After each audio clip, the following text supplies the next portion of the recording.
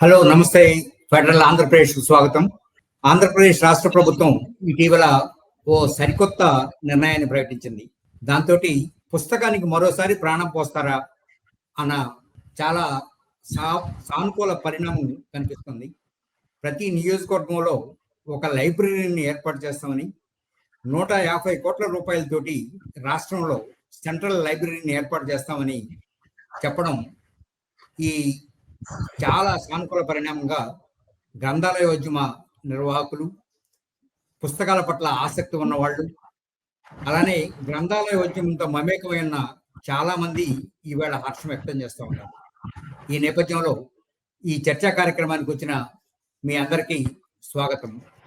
ఈ చర్చలో చంద్రశేఖర్ గారు కల్కోరా, ఆయన గ్రంథాలయోద్యమతో చాలా సన్నిహిత సంబంధం ఉన్నవారు, పుస్తకాల పట్ల ఆపేక్ష ఉన్నవారు, స్వాతంత్ర సమరయోధంలో గ్రంథాలయోద్యమం పట్ల గ్రంథాలయ సారస్వత పరిషత్ చైర్మన్ గా కూడా పనిచేశారు. వారికి స్వాగతం. చంద్రశేఖర్ గారు, మీకు స్వాగతం. ఆ తర్వాత ఈ చర్చలో పాల్గొంటున్న మరో ప్రముఖ వ్యక్తి, గ్రంథాలయోద్యమం పట్ల అపారమైన ప్రేమ, ఆసక్తి, ఇప్పటికి కూడా పుస్తకాలంటే ప్రాణం ఇస్తున్న డాక్టర్ రావి శారద గారు ఈ కార్యక్రమానికి వచ్చేశారు. వారికి స్వాగతం. మరో ఇద్దరు వక్తలు ఈ కార్యక్రమానికి హాజరు కావాల్సిన్నారు. వారిలో డాక్టర్ పారినాయుడు గారు, శ్రీ ఒల్లూరు శివప్రసాద్ గారు కూడా ఈ కార్యక్రమంలో జాయిన్ అవుతారు. దానికి ముందు చంద్రశేఖర్ గారు, నేను మీతో ఈ చర్చను ప్రారంభించాలనుకుంటున్నా. స్వాతంత్రోద్యమంలో అంతర్వాహినిగా ఉంటూ సామాజిక వికాసానికి పనిచేసిన గ్రంథాలయ ఉద్యమం ఈవేళ ఎందుకింత నిస్సహాయ, నిర్దయ స్థితిలో ఉందని మీరు అనుకుంటూ ఉన్నారు? ముఖ్యంగా దీనికి ప్రభుత్వం ఒక నిర్లక్ష్యం. 1987లో ఎన్టీ రామారావు గారు ముఖ్యమంత్రిగా ఉన్నప్పుడు, మండలాల వ్యవస్థ ఏర్పడినప్పుడు ప్రతి మండలంలో ఒక ఆసుపత్రి, police station, treasury, MRO, MPDO ఆఫీసులు, జూనియర్ కాలేజు, అలాగే ఒక గ్రంథాలయం, దాన్ని కూడా ఏర్పాటు చేశారు. దానికి అన్నిటికీ అన్ని హంగులు, కొన్నిటికి సొంత భవనాలు, కొన్నిటికి అద్దె భవనాలు ఏర్పాటు చేశారు. అలాగే అంతవరకు ఉన్న బకాయిలన్నీ మున్సిపాలిటీ, పంచాయతీల నుండి ఉన్న సెస్ బకాయిలన్నిటినీ ఇప్పించారు. గ్రంథాలయ జీతాలన్నీ సక్రమంగా ప్రతి నెల ఇచ్చారు. ఆ తర్వాత మాత్రము ఇంతవరకు ఈ గ్రంథాలయాల గురించి ఆలోచించిన వాళ్ళే లేరు. ప్రభుత్వ సార్వజనిక గ్రంథాలయాల గురించి ప్రభుత్వ స్థాయిలో ఆలోచించిన వాళ్ళు లేరు. అయినా గ్రంథాలయ సెస్ మాత్రం వసూలు చేస్తున్నారు. వసూలు చేసిన సెస్ని మున్సిపాలిటీలు, పంచాయతీలు సక్రమంగా ఇవ్వడం లేదు. కోట్ల కొలది బాకీ ఉంది. ఉదాహరణకు 2022 వరకు కర్నూలు మున్సిపల్ కార్పొరేషన్ 7,30,00,000 కర్నూలు జిల్లా గ్రంథాలయ సంస్థకి ఇవ్వాల. మొత్తం బకాయిలు 9,08,00,000. ఇలా ఉన్న సిబ్బంది 106 సిబ్బందిలో 106 శాంక్షన్ ఉంటే కేవలం 65 పోస్టులు ఖాళీగా ఉన్నాయి. దాన్ని కొన్ని చోట్ల అవుట్ సోర్సింగ్ తో నడుపుతున్నారు. కొన్ని చోట్ల 2-3 లైబ్రరీకి ఒక్కొక్క శాఖ గ్రంథాలయానికి ఒక్కొక్క అభ్యర్థిని ఇన్ఛార్జిగా పెట్టారు. ఈ ఒక పరిణామం చాలా చాలా చదువుల మీద, ప్రత్యేకించి గ్రామ సీమల్లో కొన్ని మండలాల్లో, ఏజెన్సీ ఏరియాస్ లో ఉండే మండలాల్లో ఈ గ్రంథాలయాలకు వచ్చే పేపర్లు తప్పితే వేరే పేపర్లు రావు. అక్కడ చదువుకోవడానికి బీదబిక్క ప్రజల గురించి మాట్లాడతారు, కానీ అటువంటి ప్రజలు కనీసం 50 మంది, ఎంత చిన్న గ్రంథాలయమైనా 50 మంది రోజు వచ్చిపోతున్నారు. 50 మందికి చదవడానికి అవకాశాన్ని త్యజిస్తున్నారు, నిర్లక్షిస్తున్నారు. ఇది ముఖ్యంగా కారణం. అలాగే ఈ మధ్య వాట్సాప్, సామాజిక మాధ్యమాలు, సోషల్ మీడియా, దీనివల్ల కూడా కొంతవరకు ఇంకా ఇంటర్నెట్ దీనివల్ల ఏదైనా ఇవి అన్ని ప్రత్యామ్నాయ వ్యవస్థలుగానే మారాలి కానీ ప్రత్యామ్నాయ వ్యవస్థలు కాదు, అదనపు సౌకర్యం. సోషల్ మీడియా కానీ ఇంటర్నెట్ కానీ అదనపు సౌకర్యం, అది ప్రత్యామ్నాయ వ్యవస్థ కాదు. పుస్తకాలు పుస్తకాలే. ఈ అంశానికి మరోసారి వద్దాం. శారద గారు, మీరు ఈ ఈ ఈ ఉద్యమం వెనక అంటే ప్రత్యేకించి రాష్ట్ర విద్యాశాఖ మంత్రి 150 కోట్ల రూపాయలతోటి సెంట్రల్ లైబ్రరీ ఏర్పాటు చేస్తామనే ప్రకటన వెనక మీ కృషి ఉంది అని అంటున్నారు. అసలు పుస్తకానికి వాల్యూ తగ్గిపోతున్న దశలో మీరు ఈ ఉద్యమానికి మరోసారి ఎందుకు నడింగట్టినట్టు? ఏవి ఈ రాష్ట్ర స్థాయిలో గ్రంథాలయాల పరిస్థితిని మరోసారి మీరు పునరుద్ధరించాలనుకుంటున్నారు? అంటే ఒకటండి, ప్రతి రాష్ట్రానికి రాష్ట్ర కేంద్ర గ్రంథాలయం ఉండాలి. నేను ప్రత్యేక రాష్ట్రం ఏర్పడిన దగ్గర నుంచి అప్పటి నుంచి కలుస్తూనే ఉన్నాను, అడుగుతూనే ఉన్నాను, చేస్తూనే ఉన్నాను. లోకేష్ గారు బాధ్యత చేపట్టగానే మొట్టమొదటి నేను అడిగిన ప్రశ్న, ఆయన ఇంటర్వ్యూ తీసుకుని మీరు స్టేట్ సెంట్రల్ లైబ్రరీ పెట్టాలి, ప్రతి రాష్ట్రానికి అది లేకపోతే చాలా చిన్నతనం, రాష్ట్రానికి ముఖ్య పట్టణం ఎంత అవసరమో రాష్ట్ర కేంద్ర గ్రంథాలయం కూడా అంతే అవసరం అని చెప్పి ఇంకా చెప్పానండి. మనకు RRLF నుంచి ఫండ్స్ వస్తాయి, రకరకాలుగా వస్తాయి అని చెప్పినప్పుడు చాలా పాజిటివ్ గా స్పందించారు ఆయన. తప్పకుండా చేస్తామమ్మా, సీఎం గారికి చెప్తాను, ఆ ఆలోచన ఉంది మాకు కూడా అని ఆయనకి ఇంట్రెస్ట్ ఉందండి. అప్పుడే చెప్పారు, మా బాబుని కూడా మేము బాగా చదివిస్తాము, వాడు బాగా చదువుతున్నాడు. నేను ఇవన్నీ చెప్పాను. నేను ఒక 5-6 ఇష్యూస్ అడిగానండి ఆయన్ని. స్టాఫ్ ని అపాయింట్ చేయాలి, అట్లాగే ఈ పుస్తకాలు కొనాలి. పుస్తకాలు కొని కూడా చాలా రోజులైందండి మన దగ్గర. ఇంకోటి ఏంటంటే క్యాటలాగింగ్ సర్వీసెస్ లేవు లైబ్రరీస్ లో. ఇప్పుడు మీకు తెలుసు, without the catalogue we can't run the library properly. ఏదో పుస్తకాలు వచ్చి ర్యాకుల్లో ఉన్న పుస్తకాలు తీసుకెళ్తున్నారు కానీ అసలు లైబ్రరీలో ఎన్ని పుస్తకాలు ఉన్నాయి ఏమిటి అనేది తెలుసుకోవాలంటే తప్పనిసరిగా క్యాటలాగ్ ఉండాలండి. ఒకప్పుడు కార్డు క్యాటలాగ్ రాసేవారు. ఇప్పుడు ఏంటంటే ఉన్న నాలుగు మందేస్తే కొండనాలికి మందేస్తే ఉన్న నాలుగు పోయినట్లు కంప్యూటరైజ్ చేస్తున్నాము అని కార్డులు కూడా రాయట్లేదండి. అవన్నీ ఆయనతో చెప్తే తప్పకుండా చూస్తాము, చేస్తాము అన్నారు. మొన్న అసెంబ్లీలో అది ప్రకటన చేసినప్పుడు మాత్రం ఐఎమ్ ద హ్యాపీయెస్ట్ పర్సన్. ఎందుకంటే ఎప్పటి నుంచో నేను కోరుకుంటున్నాను, కనిపించిన వాళ్ళకల్లా ఇదే మాట చెప్తున్నాను, స్టేట్ సెంట్రల్ లైబ్రరీ కావాలి. ఎమ్మెల్యేల దగ్గర నుంచి మన బుద్ధప్రసాద్ గారు ఒకళ్ళు బాగా కృషి చేశారండి. ఆయనతో ప్రతిసారి చెప్తూ ఉంటాను నేను. ఆయనకి ఇంట్రెస్ట్ ఉంది లైబ్రరీస్ అంటే, పుస్తకాలంటే, సాహిత్యం అంటే అభిరుచి ఉన్న వ్యక్తి. ఆయన కూడా చాలా కృషి చేశారండి. ఏదైనా లోకేష్ గారు చెప్పటం మాత్రం చాలా చాలా ఆనందకరమైన విషయం. అయితే దీని వెనక చాలా ఉన్నాయండి చేయాల్సిన పనులు. ఎలా చేయాలి, ఏం చేయాలి అనేది బహుశా ప్రణాళికాబద్ధంగానే చేస్తారు. నాకైతే 150 కోట్లు కాదండి. మీరు మెడ్రాస్ లో చెన్నై అన్నా లైబ్రరీ చూశారు. 9 అంతస్తుల భవనం, 9 ఎకరాల్లో 600 కార్లు పార్కింగ్ చేసుకోవచ్చు. ప్రతి సెక్షన్, చిల్డ్రన్ సెక్షన్ కానీ, వికలాంగుల సెక్షన్ కానీ, బ్రెయిలీ సెక్షన్ కానీ చాలా చాలా బాగుందండి. కాన్ఫరెన్స్ హాల్సే ఒక 8 ఉన్నాయి. అలా కట్టాలి అనేది నా కల, కోరిక. ఓకే, పార్నాయుడు గారు, ఒక 2 అంశాలు గ్రంథాలయాల పట్ల ప్రత్యేకించి ప్రభుత్వాలు నిర్లక్ష్యం వహించాయని మనం భావించవచ్చా? ఒకవేళ భావించేటట్టయితే దానికి కారణాలు ఏంటి? దాని ఇప్పుడు మీరు మెళా గ్రంథాలయ ఉద్యమానికి ఈరోజు ఆంధ్రప్రదేశ్ విద్యాశాఖ మంత్రి గ్రంథాలయ ఉద్యమానికి ఎందుకంటే చాలా సంవత్సరాల ఆంధ్రప్రదేశ్ గారు కానీ, రావి శారద మేడం గారు, చాలా మంది ఉద్యమ కార్యకర్తలు గ్రంథాలయాలు ప్రతి పంచాయతీకి ఉండాలి, ప్రజలకు అందుబాటులో ఉండాలి, పాఠ అనుబంధంగా ఉండాలి అని ఎన్నో విజ్ఞాపనలు, విన్నపాలు ఇచ్చారు. కానీ ఈసారి ప్రభుత్వం ఏంటంటే దీని మీద ఒక సెంట్రల్ లైబ్రరీ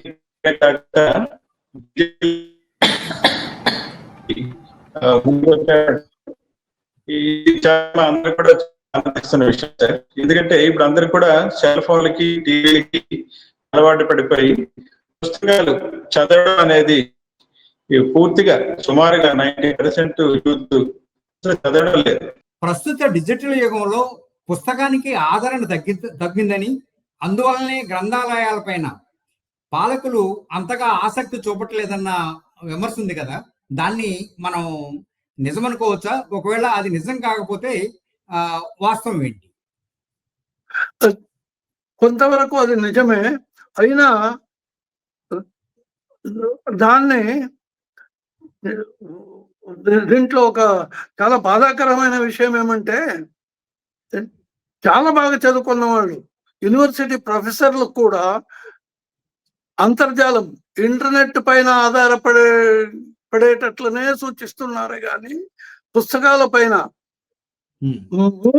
మూలం ఎక్కడ ఉంది, ఏ విషయమైనా మూలం ఎక్కడ ఉంది అనేది కావాలంటే మళ్ళీ పుస్తకాలకే పోవాలి. మేము యూనివర్సిటీ స్థాయిలో విషయాలు తెలుసుకోవాలంటే రూట్ లెవెల్ అంటారు, ఆ రూట్కు పోయి తెలుసుకోవాలనే కానీ డెప్త్ పోవాలనే కానీ పైన చూసే ఇంటర్నెట్ లో అంతర్జాలాలు మనకు సమస్య కాదు. ఏదైనా ప్రభుత్వం లైబ్రరీ సెస్ వసూలు చేస్తుంది. సెస్ అంటే ఏ విషయానికి కొరకు దాన్ని వసూలు చేస్తున్నారో ఆ విషయానికే దాన్ని ఖర్చు పెట్టాలి కానీ వాళ్ళు ఇష్టం వచ్చినట్లు ఖర్చు పెట్టడానికి వీలు లేదు. ఒక ట్యాక్స్ అయితే వాళ్ళు దేనికైనా సెస్, ఫీజు, ఛార్జు ఇవి మూడు ఏ అంశం పైన ఏ విషయం పైన వసూలు చేస్తారో దానికే ఖర్చు పెట్టాల. అట్లనే లైబ్రరీ సెస్ వసూలు చేస్తున్నారు. వసూలు చేసిన సెస్ని దాన ధర్మాలు చేయడానికి, ఇష్టం వచ్చినట్లు ఖర్చు పెట్టడానికి, ట్యాక్స్ మాదిరి ఖర్చు పెట్టే పద్ధతి లేదు. అది చట్టానికి విరోధం. It is criminal misappropriation of funds. గట్టిగా చెప్పాలంటే, నిజంగా చెప్పాలంటే అది సంగతి. శారద గారు చెప్పండి. మొన్న లోకేష్ గారు పర్యటించినప్పుడు కూడా ఆ లైబ్రరీని ఎందుకు తెరవలేదు అన్నప్పుడు అక్కడ స్టాఫ్ లేరండి అని చెప్తా వస్తున్నారు. అలానే 2-3 లైబ్రరీ కలిపి ఒకే లైబ్రరీగా ఉండటం, ఇట్లాంటి సిబ్బంది కొరత లేదా లైబ్రరీల నిర్వహణకు ఇట్లాంటి సమస్యలన్నీ అవరోధాలు కదా. ఇప్పుడు మీరు చాలా కాలంగా ఈ ఉద్యమంలో ఉన్నారు, ప్రభుత్వ సర్వీస్ లో కూడా పనిచేస్తున్నారు. మరి ఇట్లాంటి వాటిని అధిగమించాలంటే ఏం చేయాలంట? ఇది చాలా పెద్ద సమస్య అండి. ఎవరికి వాళ్ళే లైబ్రరీ అంటే పుస్తకాలు ఉండే చోటు, పుస్తకాలు ఇంటికి తీసుకెళ్లే చోటు అనుకుంటున్నాము. బట్ లైబ్రరీ నడవాలి అంటే ఒక మంచి బిల్డింగ్ ఉండాలి, దాంట్లో పుస్తకాలు ఉండాలి. పుస్తకాలు కూడా ఏదో మ్యూజియంలో పెట్టినట్టుగా కాకుండా ఎప్పటికప్పుడు కొత్త కొత్త పుస్తకాలను చేర్చినప్పుడే పాఠకులు గ్రంథాలయానికి వస్తారు. అంతేగాని విరిగిపోయిన పుస్తకాలు, విరిగిపోయిన కుర్చీలు వేసి లైబ్రరీకి రమ్మంటే రారండి. దాంతో పాటు ఏమవుతుందంటే సిబ్బంది కొరత. మనం చాలా చోట్ల ఏం చేస్తున్నారంటే 3-4 లైబ్రరీస్ కూడా ఒకే లైబ్రేరియన్ నిర్వహిస్తున్నారు. దాంతో ఏమవుతుంది, వాళ్ళు ఎక్కడున్నారో తెలియదు, అసలు ఉన్నారో లేదో తెలియదు. ఏ స్వీపరో ఒక్కొక్కసారి ఓపెన్ చేస్తున్నారు, లేకపోతే అది కూడా లేదండి. అది చాలా లెక్కకి మనకి 900 లైబ్రరీలు 600 లైబ్రరీలు ఉన్నాయి అంటున్నాం కానీ చాలా లైబ్రరీలు మూతబడి ఉన్నాయి. వారానికి ఒక్క రోజు తెరిస్తే దాన్ని మనం లైబ్రరీ వర్కింగ్ అని చెప్పడానికి వీల్లేదు. ఇంకోటి ఏంటంటే కంటి తుడుపుగా అవుట్ సోర్సింగ్ ఉద్యోగులు వేస్తున్నారు. వాళ్ళని ఎవరిని వేస్తున్నారు? రాష్ట్ర వ్యాప్తంగా ఎంతో మంది లైబ్రరీ సైన్స్ చదివిన అన్ఎంప్లాయిడ్ పీపుల్ ఉంటే ఎవరికి ఇష్టమైన వాళ్ళని వాళ్ళు, మీకు ఇంకా లోతుకి వెళ్ళడం నాకు ఇష్టం లేదు, ఆ రకంగా ఉద్యోగాలు ఇస్తున్నారు. కనీసం లైబ్రరీ సైన్స్ చదివిన వాళ్ళు అయితే ఇంతో కొంత చెయ్యాలి, సబ్జెక్ట్ తెలుసు, దానికి ఇంట్రెస్ట్ ఉంటుంది అని నా ఆలోచన అండి. అట్లాగే ఇంకోటి ఏంటంటే ఈ లైబ్రరీలో సిబ్బంది లేకపోవటం వల్ల, ఒకప్పుడు మీరు తెలిసి ఉంటది, ఎవరైనా లైబ్రేరియన్ సెలవు పెడితే దాని మీద తలుపు మీద చీటీ అంటించి వెళ్ళేవారు, ఇవాళ నేను మెయిన్ ఆఫీస్కి వెళ్తున్నాను లేదా ఈ రోజు సెలవు. అట్లా జవాబుదారీతనం లేదండి ఇవాళ, స్టాఫ్ కి లేదు. పబ్లిక్ కూడా ఏంటంటే ఇది నా లైబ్రరీ అనుకోవట్లేదు. పబ్లిక్ ఏదో ఒకటి ఉంది అనుకుంటున్నారు కానీ this is our library and దాన్ని యూజ్ చేసుకోవాలి, జ్ఞానాన్ని పెంచుకోవాలి అనే ఆలోచన ఇటు పబ్లిక్ కూడా లేదండి. సో 2 రకాలుగా పబ్లిక్ కి ఇంట్రెస్ట్ తగ్గిపోయింది, సిబ్బంది కూడా ఏంటంటే సరిగ్గా లేరు, నేను అక్కడికి వెళ్తున్నాను 4 చేసినప్పుడు దేనికి జవాబుదారీ కాదు కదండి. సో వాళ్ళని నిందించడానికి కూడా మనకి అవకాశం లేదు ఇక్కడ. చాలా అవసరం అండి సిబ్బందిని నియమించడం అనేది first and foremost point to run the libraries properly. Okay, Chandrasekhar garu, ఒకప్పుడు సోషల్ సైన్సెస్ కి చాలా ప్రాధాన్యత ఉండేది. ఆ తర్వాత అయ్యా? ప్రభుత్వాలే చెప్తా వస్తున్నాయి సోషల్ సైన్సెస్ దండగా లేక అవసరం లేదు అని. ఇప్పుడు నియోజకవర్గానికి ఒక మోడర్న్ లైబ్రరీ పెట్టాలన్న కాన్సెప్ట్ ని మరోసారి తెర మీదకి వచ్చిందని, దీన్ని ఎలా చూడాలి మనం? ఇది ఆలోచన మాత్రం చాలా మంచిదే. మోడల్ లైబ్రరీ అంటే అది మిగతా లైబ్రరీలో ఉండాలి. అది ఒకటే లైబ్రరీ కాదు. ఒక నియోజకవర్గానికి ఇప్పుడు ప్రతి మండలానికి ఒక లైబ్రరీ ఉంది. అంటే ఒక నియోజకవర్గంలో 3, 4, 5 లైబ్రరీలు కూడా ఉండే సందర్భాలు ఉన్నాయి. ఆ లైబ్రరీలు వీటినే కాక 73 సవరణ ప్రకారము ప్రభుత్వము ప్రతి పంచాయతీలో లైబ్రరీ పెట్టాలి. అది రాజ్యాంగం ఆదేశించింది. It's constitutional mandate. దాన్ని ఇంతవరకు అమలు పరిచే పాపానికి ప్రభుత్వం పోలేదు. అది మాత్రము వాళ్ళు కూడా సెస్ కడుతున్నారు. ఇల్లు కలిగిన ప్రతి ఒక్క వ్యక్తి సెస్ కడుతున్నాడు. లైబ్రరీ సెస్ ఒక కొట్టమున దానికి కూడా సెస్ ట్యాక్స్ కడుతున్నారు. దానితో పాటు సెస్ వసూలు చేస్తున్నారు. అది వసూలు ఎట్లా? మున్సిపాలిటీ వాళ్ళు పెనల్టీ ఒకదానికి 25%, 30% పెనల్టీలు వేసి వసూలు చేస్తున్నారు. ఏదైనా ఆలస్యం అయితే అంత వసూలు చేసిన సొమ్ముని మళ్ళీ దానికే వినియోగించాలా? Model library, state central library అనేది ఉండని చాలా సంతోషం. దాన్ని మేము చాలా సంతోషపడుతున్నాం. మేము అడిగినాము. అలాగే దీనికి ప్రతి నియోజకవర్గానికి ఒక మోడల్ లైబ్రరీ ఉండాలి. అలాగే ఉన్న లైబ్రరీని పటిష్టం చేయాలి. వేరే లైబ్రరీని కూడా పటిష్టం చేయాలి.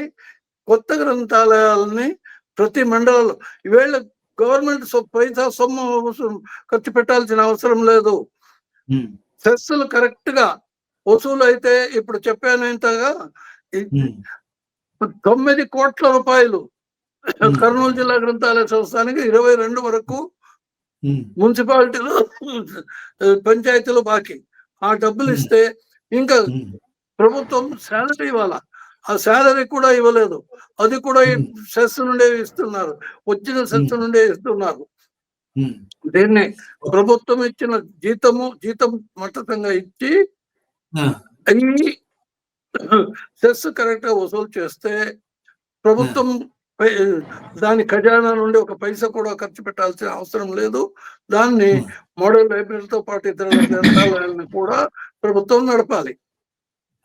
శారద గారు, అంటే ఇప్పుడు చంద్రశేఖర్ గారు చెప్పిన పాయింట్ కన్ను రాష్ట్ర ప్రభుత్వాలు చెప్తున్న వాదనకి కొంత వ్యత్యాసం ఉంది.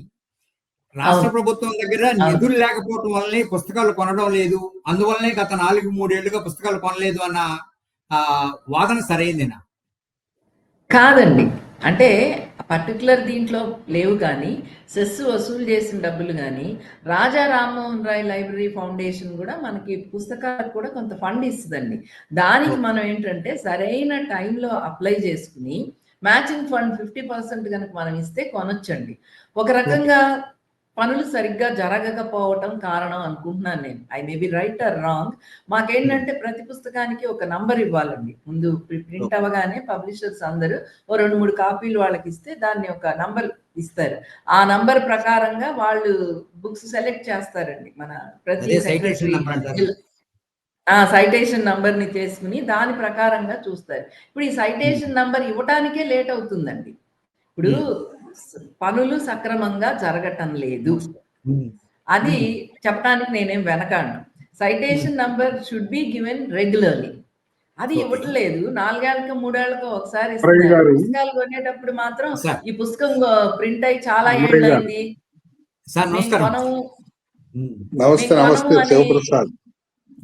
ఇది వస్తుందండి. సో దాంతో ఏమవుతుందంటే పుస్తకాలు కొనకపోవటానికి ప్రధాన కారణం రెగ్యులర్ గా ప్రాసెస్ జరగటం లేదు. ఆయన అన్నట్టుగా సెస్ డబ్బులు ఉన్నట్లయితే పెద్ద కష్టం కాదండి పుస్తకాలు కొనటం. Yeah. ఈ పుస్తకాలు కొనకపోవడమే లైబ్రరీల పట్ల ఇంట్రెస్ట్ తగ్గిపోతుందండి. అయితే ఈ మధ్య ఏం చేస్తున్నారంటే బుక్స్ ఆన్ డిమాండ్ కొంటున్నారు. కొంచెం వినే ఉంటారు మీరు.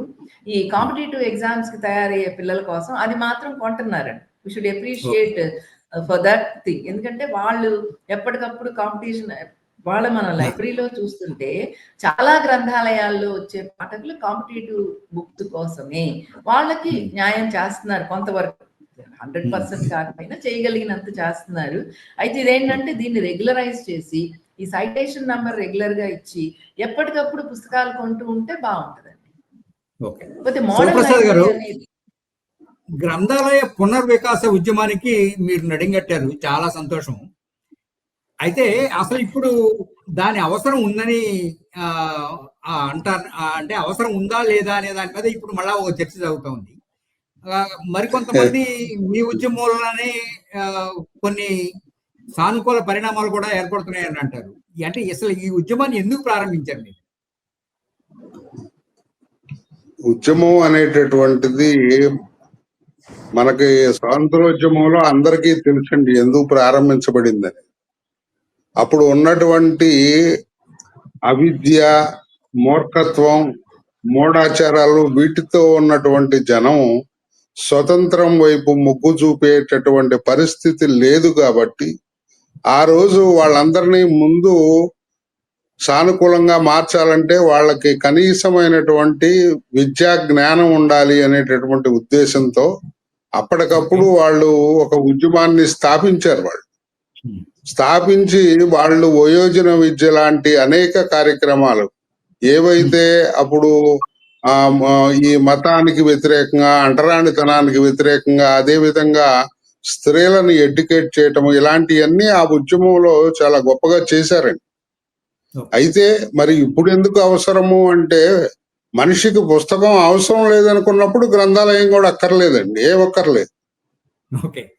అంటే మనకు పుస్తకంతో పని లేదా? తర్వాత ఇంకొకటి ఆలోచన, మనిషి ఆలోచన ఆగిపోయిందా? మన ఆలోచన కథల వైపు, ఊహల వైపు వెళ్ళటం లేదా? మనిషి మెదడు ఆగిపోయినప్పుడు అన్ని ఆగిపోవచ్చండి. గ్రంథాలయాలు అక్కర్లేదు, పుస్తకాలు అక్కర్లేదు, ప్రభుత్వాలు ఏమీ అక్కర్లా. కానీ కేవలం పుస్తకం లైబ్రరీలను పక్కన పెట్టడం ఎందుకండి? ఒక పక్క ఏమన్నా విద్య చదవాలి అని చెప్పేసి మనం కొన్ని కోటాను కోట్లు పెడుతూ కేవలం గ్రంథాలయాల పట్ల నిర్లక్ష్యము ఎందుకండి? 1960లో ఆంధ్రప్రదేశ్ చట్టము అప్పుడున్నటువంటి విఘ్నులందరూ ఎందుకు చేశారండి? స్వతంత్రోద్యమంలో గ్రంథాలయ ఉద్యమం చేసినటువంటి మహత్తరమైనటువంటి కృషిని గుర్తించి ఇది కేవలం ఇంతటితో ఆగిపోకూడదు, మనం స్వతంత్రం సంపాదించినంతటితోనే ఇది ఆగకూడదు అనే ఉద్దేశంతోనే వాళ్ళు దాన్ని కంటిన్యూ చేసి దానికోసం ప్రత్యేకంగా చెస్ 8% వసూలు చేసి గ్రంథాలయ నిధిని ఏర్పాటు చేసుకోండి అని చెప్పి ప్రత్యేకంగా ఎందుకు కేటాయించారండి అప్పుడు పాలకులు? 1983 నుంచి ఇప్పటి వరకు పుస్తకాలు కనీసం 3-4 సార్లు కూడా కొనలేదండి. ఇతర రాష్ట్రాలతో పోల్చుకుంటే సిగ్గుతో తల ఉంచుకోవాలి. కర్ణాటక లాంటి చోట ఈ మధ్య కాలంలో 3500 లైబ్రరీలు కర్ణాటకలో అక్కడ ఉన్నటువంటి చీఫ్ మినిస్టర్ గారు ప్రారంభించారు. 40,000 మంది పిల్లల్ని గ్రంథాలయంలో సభ్యులుగా చేర్చారండి. వాళ్ళందరికీ అనేక గ్రామాల్లో స్థాపించి 2 లక్షల రూపాయలు ఖరీదు చేసే పుస్తకాలని ఇతరుల ద్వారా ఇచ్చారండి. ఇక్కడ మౌలికంగా మనము కేవలం గ్రంథాలయం అనే కాదండి, మనకి భాష అంటే గౌరవం లేదు, భాష గురించి మనం పట్టించుకోవడం లేదు. అదే విధంగా పుస్తకము నిర్లక్ష్యానికి గురవుతుంది. అన్ని సాంస్కృతికంగా ఒక పాలసీ లేకపోవటం వలన అన్ని విధాల మన రాష్ట్రంలో వెనకబడి ఉన్నాం. ఈ పరిస్థితుల్లో గ్రంథాలయోద్యమం తప్పనిసరి అనే ఉద్దేశంతోనే మళ్ళా పునర్వికాసం చెందాలి అంటే చదువుకున్న వాళ్ళు, విఘ్నులైనటువంటి వాళ్ళు ముందుకు రావాలి, ప్రశ్నించాలి.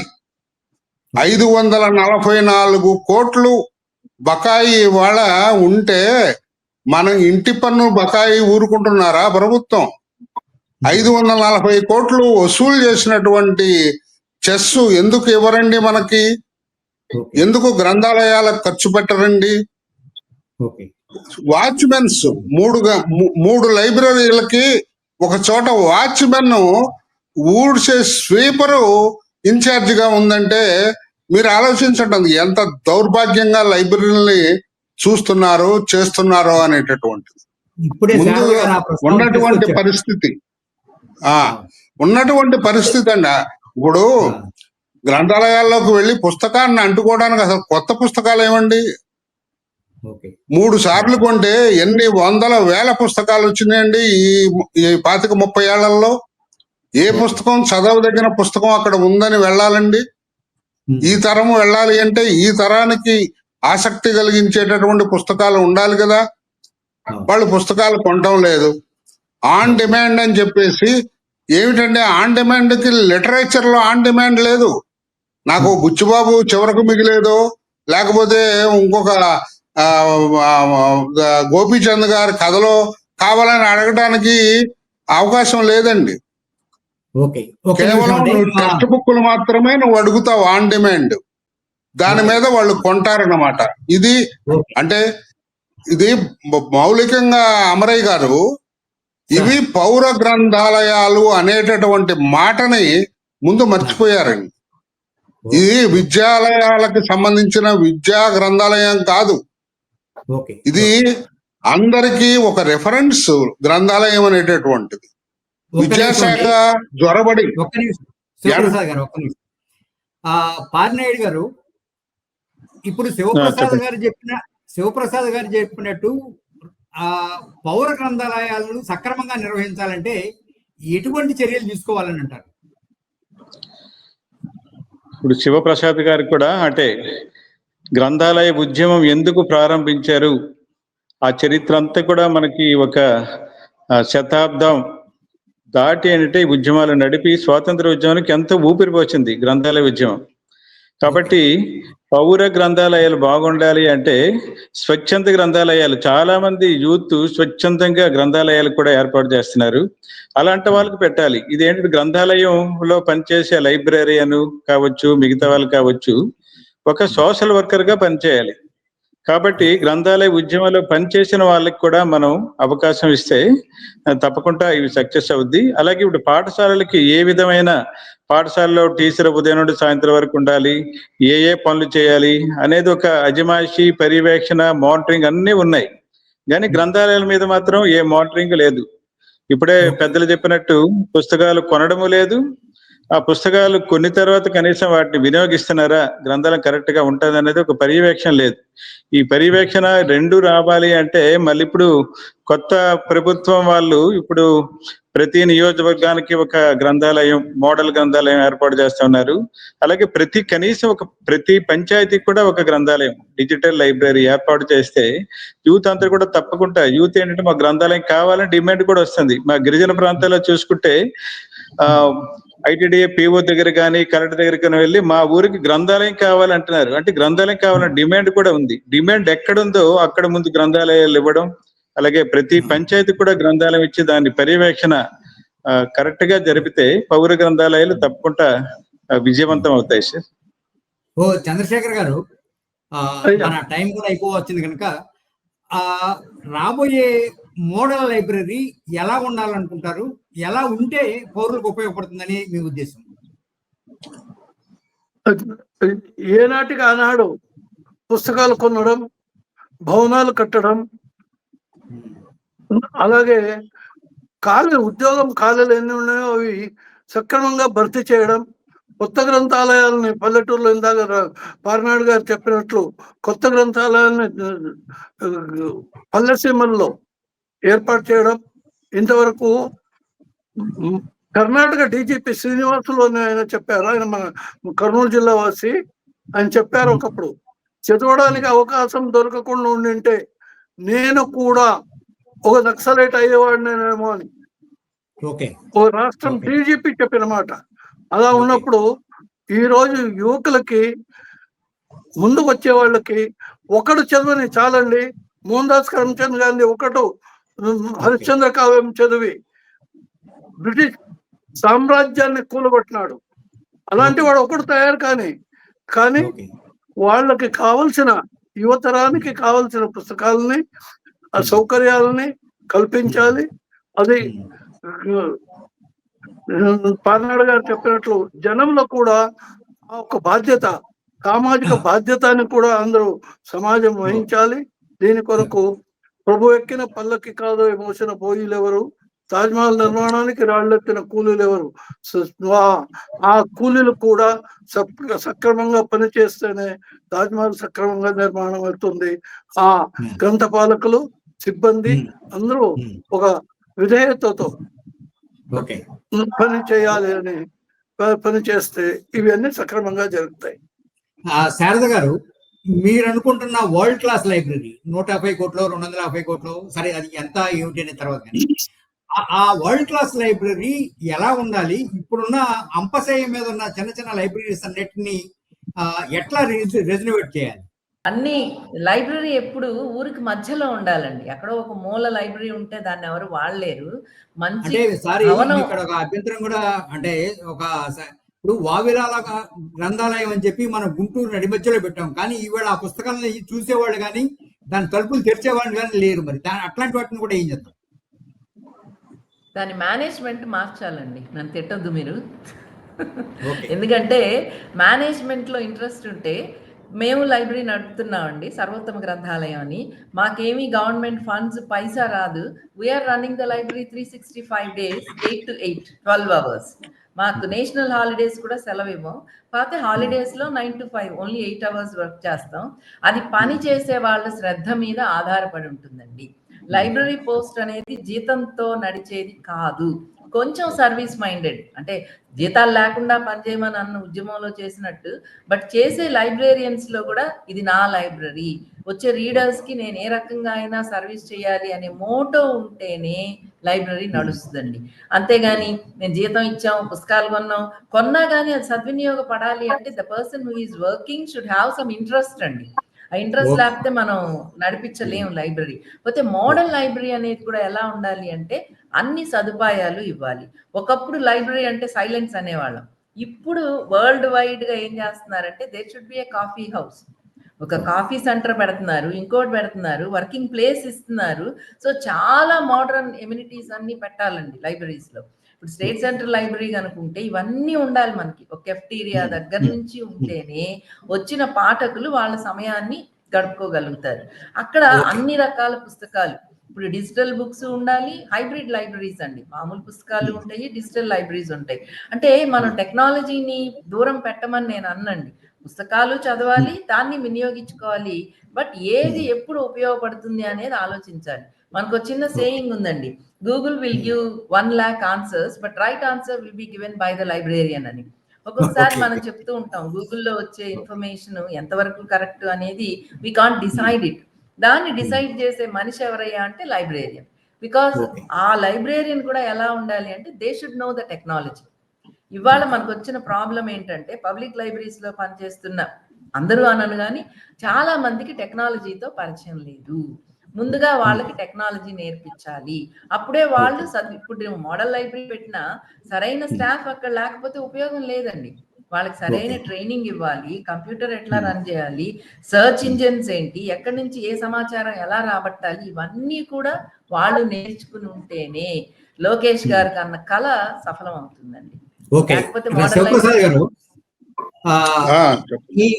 ఈ కొత్త లైబ్రరీ అంటే కొత్త రాజధాని, కొత్త లైబ్రరీ అనేది మనకి రాబోతున్న కొత్త కళ. ఈ సందర్భంలో మహిళల్ని, ప్రత్యేకించి బాలికల్ని లైబ్రరీల వైపు మళ్ళా మళ్లించాలంటే ఏం చేయాలంటారు? దానికి మీరు సూచిస్తున్న మార్గం ఏంటి? నిజానికి గ్రంథాలయ ఉద్యమం మేము చేపట్టిన దాంట్లో మొదటి పార్శ్వం ప్రభుత్వాన్ని ప్రశ్నించటం అండి. రెండోది ఏమిటంటే పాఠకులు చదవాల్సినటువంటి పిల్లల్ని మనము పుస్తకాలు అందకుండా వాళ్ళని పుస్తక పఠనానికి దూరం చేస్తున్నాము. అది తప్పు. కాబట్టి పిల్లలని పుస్తక పఠనానికి దగ్గర చేయాలి. ప్రతి ఇంట్లోనూ వాళ్ళకి కనీసం కొన్ని పుస్తకాలైనా అందుబాటులో ఉంచి, కథల పుస్తకాలు లాంటివి వాళ్ళకి అందించి వాళ్ళ చేత చదివింపజేయాలి అనేటటువంటిది ప్రత్యేకంగా మేము చేస్తున్నటువంటి ఉద్యమంలో 2వ పార్శ్వం. రేపు నవంబర్ 14 నుంచి ఆ కోణంలో మేము ఒక ఉద్యమంగా పుస్తక పఠనాన్ని ఒక ఉద్యమంగా పిల్లల్లోకి తీసుకువెళ్ళి ఉచితంగా వాళ్ళకి పుస్తకాలు ఇప్పించి, దాంతో మీరు సొంతగా గ్రంథాలయాన్ని మీరుగా ఏర్పాటు చేసుకోండి, మీకు ఇష్టమైన పుస్తకాలని కొన్ని సేకరించుకుని మీ దగ్గర పెట్టుకోండి అనేటటువంటి ఒక ప్రత్యేకమైనటువంటి కాన్సెప్ట్ తో మేము ఈ ఉద్యమాన్ని ముందుకు తీసుకెళ్లదలుచుకున్నామండి. తప్పనిసరిగా పిల్లలు అంటే రేపటి తరం పుస్తకాలు చదవకుండా కేవలం తల్లిదండ్రులు టెక్స్ట్ బుక్కులకే పరిమితం చేయటం అనేది జరుగుతుంది. వాళ్ళకి మామూలు ప్రాపంచిక జ్ఞానం అనేటటువంటి, ప్రపంచ జ్ఞానమే కాదు ప్రాపంచిక జ్ఞానం కూడా పిల్లలకి అవసరం. ఆ జ్ఞానం లేకుండా చేస్తున్నాము. కథలు ఊహాశక్తికి సంబంధించినవి వారికి అందకుండా చేసి అని మా అభిప్రాయం. పార్నాయుడు గారు, ఈ మోడర్న్ లైబ్రరీకి సంబంధించి ప్రభుత్వం తరఫున అంటే ప్రభుత్వానికి మీరు చేసే సూచనలు ఏమైనా ఉన్నాయా? ఇప్పుడు పెద్దలందరూ కూడా చెప్పారు. నా సూచన ఏంటంటే, విద్యా కమిటీల్లో రాజకీయాలకి అతీతంగా ఎవరైతే పిల్లలు చదువుకుంటున్నారో వాళ్ళ తల్లిదండ్రులకే కమిటీలకు ఏర్పాటు చేసినట్టు, ఇక్కడ గ్రంథాలయ పరిషత్తులు కానీ, జిల్లా గ్రంథాలయ సంస్థలు కానీ రాజకీయాలకి అతీతంగా ఎవరైతే చదువులలో, ఎవరైతే లైబ్రరీకి రెగ్యులర్ గా వస్తుంటారో వాళ్ళని, అలాగే గ్రంథాలయ ఉద్యమానికి స్ఫూర్తి ఇచ్చిన వాళ్ళు కూడా కమిటీలు ఏర్పాటు చేస్తే ఇది రాజకీయాలకి అతీతంగా ఉండాలి. ఎందుకంటే ఇది ఒక ఉద్యమం, ఇది ఒక సామాజిక ఉద్యమం, సంస్కరణ ఉద్యమం. కాబట్టి అలాగే చేస్తే ఏ గ్రంథాలయమైనా, ఇప్పుడు నేను ఎక్కువగా చెప్తున్నది ఏంటంటే, కేంద్ర గ్రంథాలయాలు ఒకే దగ్గర కేంద్రీకృతం అవడం అనేది ఒకటి ముఖ్యమే, కానీ గ్రామీణ గ్రంథాలయాలు కూడా కావాలి. కాబట్టి మారుమూల గిరిజన ప్రాంతాల్లో, గ్రామీణ ప్రాంతాలు కూడా గ్రంథాలయాలకి ఇక్కడ ఎలాంటి ప్రత్యేక వసతులు ప్రత్యేకంగా అభివృద్ధి చేయాలనుకుంటున్నామో, అలాగే గ్రామీణ గ్రంథాలయాలు అలాగే మారుమూల గ్రంథాలయాలకు కూడా కృషి చేసి వాటిని కూడా డెవలప్ చేయడమే. కేంద్రీకృతం అనేది ఒకే దగ్గర చేయడం వల్ల కొంత ప్రాబ్లం వస్తుంది. మనం చూసాం, ఉమ్మడి ఆంధ్రప్రదేశ్ లో కూడా మనం చూసాం. కాబట్టి ఒకే దాని మీద దృష్టి పెట్టొచ్చు, కానీ మిగతా అన్నిటికి కూడా సమానంగా సమాన స్థాయిలో ఈ కేంద్ర గ్రంథాలయానికి కల్పించిన వసతులు అన్ని కాకపోయినా కూడా వాటికి కూడా కొన్ని వసతులు కల్పించి చేస్తే అందరికీ ఉపయోగపడుతుంది సార్. ఓకే, నమస్కారం అండి. ఈ చర్చా కార్యక్రమంలో పాల్గొని ఈ పుస్తకానికి మళ్ళా ఊపిరి పోసే ఉద్యమానికి మీరందరూ నడుంకొట్టినందుకు, ఈ రాష్ట్ర ప్రభుత్వం ఆ దిశగా చర్యలు తీసుకుంటామని ప్రకటించినందుకు, ఈ ఉద్యమం మరింత సక్సెస్ కావాలని, ప్రతి ఇంట ఒక పుస్తకం కనిపించాలని, ప్రతి పిల్లలోడి చేతిలో ఒక పలకంతో పాటు ఈ తరహా పుస్తకం కూడా ఒకటి ఖచ్చితంగా ఉండాలని కోరుకుంటూ ఈ చర్చలో పాల్గొన్న మీ అందరికీ మరోసారి నమస్కారం, ధన్యవాదాలు. నమస్తే. నమస్కారం.